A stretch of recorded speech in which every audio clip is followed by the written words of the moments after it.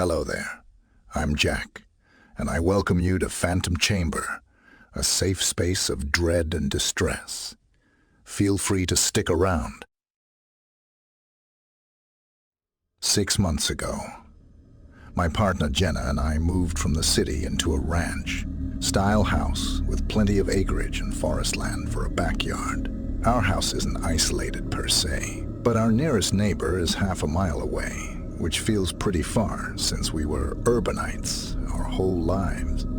Still, we've dreamt of leaving the city for a long time, and we're very happy here, or at least we used to be. It was around 2. Jenna had already gone to bed, and I had been awake in the living room on a Netflix binge. After the last episode ended, I let my dog outside to go to the bathroom before I headed to bed.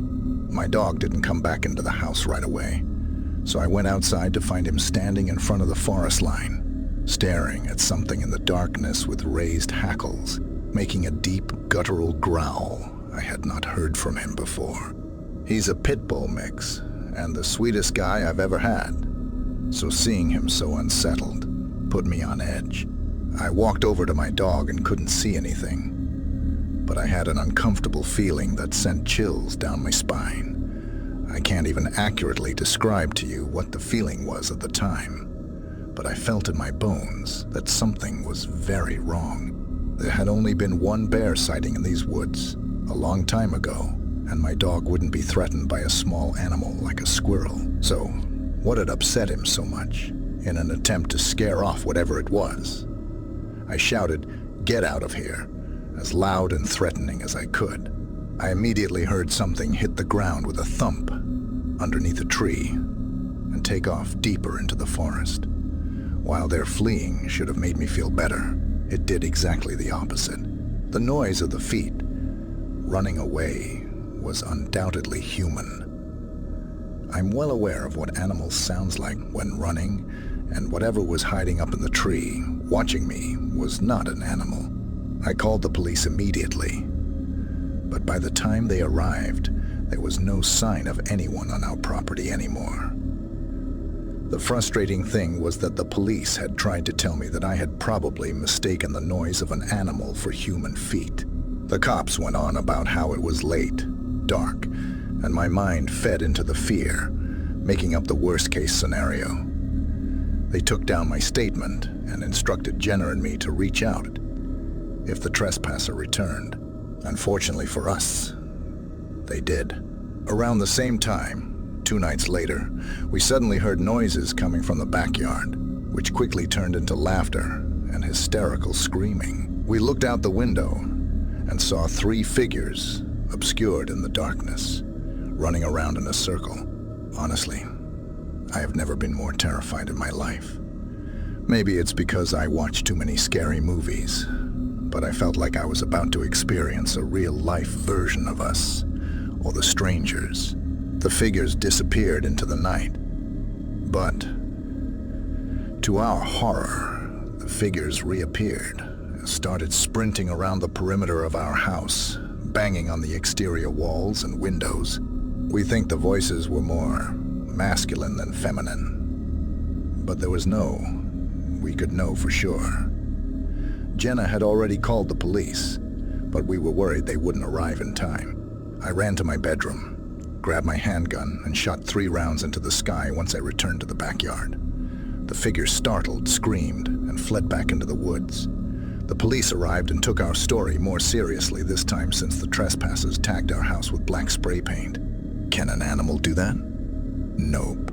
Thankfully, that was our last encounter with the strangers. I'm not sure if my gunshots scared them or what, but I don't care to know the reason why. A week later, my neighbors encountered the same people, and I felt terrible because I should have warned them.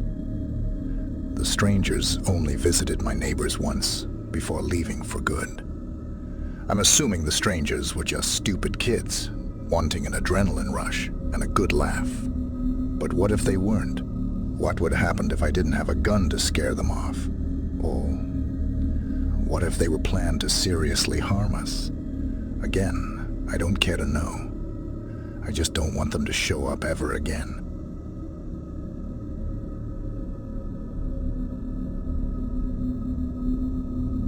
I was about 7 years old. My brother about 10. It was well past our bedtime when our mom woke up off the couch to put us to bed. Our dad worked construction out of town back then, so it was often just us three at the house for weeks at a time. Up the stairs, and to the immediate right was our parents' bedroom. Going left put you in the middle of a hallway. Taking another left down that hallway led to my brother's room.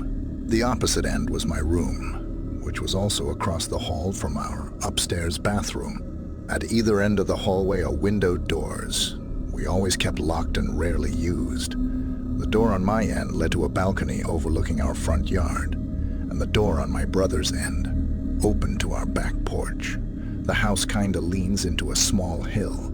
My brother and mom both had a habit of waking up in the middle of the night to use the bathroom.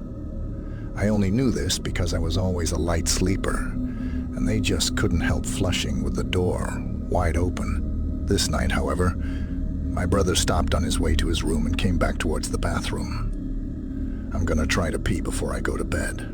The past few nights, I've been too afraid to walk to the bathroom. I keep seeing a man wearing stripes at the end of the hallway. I don't know if my mom wrote it off as my brother telling ghost stories to try to scare me, or if she was already half asleep and didn't catch it, but she didn't react at all to my brother's confession. I, on the other hand, was terrified by it. The fear of seeing a ghost like that at the end of the hallway or through the windows is the reason I started running from the stairs to my bedroom at night. Years later, when I was about 18, my mom and I were having a conversation in her car about a dog we had for a very short time when I was little. We were sharing stories about Max's tendency towards destroying my shoes and other unruly behaviors when my mom blurted out, "Do you remember that time I opened the front door for the cops and Max ran inside to the kitchen and started tearing open that big bag of dog food we had?" This really caught me by surprise, because in all the years I lived in that house, we never once called the cops, gun owner, family in a quiet, rural V neighborhood, etc. I asked her what she was talking about, and she looked equally surprised as if she had just revealed something by accident. "Oh, that's right. I never told you because you were too young at the time. One night, I woke up hearing noises outside my window, and when I looked, I saw a man staring into my bedroom." She went on to describe how turning on the lights caused him to take off running, and how she grabbed my dad's pistol before calling the cops. I can't remember all the details I gave them when they showed up. Tall, white male, wearing a striped shirt and jeans, short dark hair, something like that. They said it matched the description of a man they were looking for in the area. It turns out he had escaped from jail on a murder charge. Now, I know it sounds so obvious hearing those two stories back to back, but it wasn't until a few years ago, in my mid-20s, that I pieced together that my brother had unknowingly warned us about a murderer who spent multiple nights casing our home.